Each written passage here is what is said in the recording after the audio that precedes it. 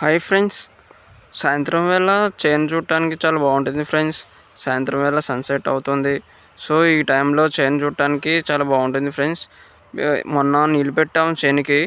ప్రతి మొసలు బీకేసిన దగ్గర నుండి ఎవ్రీ 10 డేస్కి ఒకసారి నీళ్ళు ఇవ్వాలి. మొసలు బీకేసిన దగ్గర నుండి ఎంతగా ఎక్కువగా వాటర్ ఇస్తే అంత బాగా కండ వస్తుంది ఫ్రెండ్స్. ఇవి మేలు. వీటిని కట్ చేయరు. మొసలు అంటే వీటికి ఇలానే ఇవి ఆడే ఫ్రెండ్స్.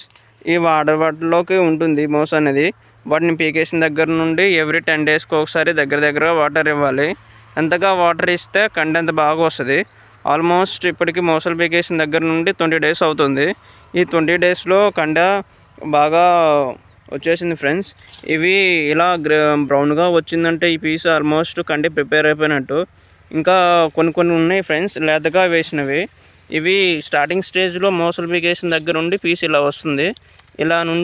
ఇలా ట్రాన్స్ఫార్మ్ అవుతుంది.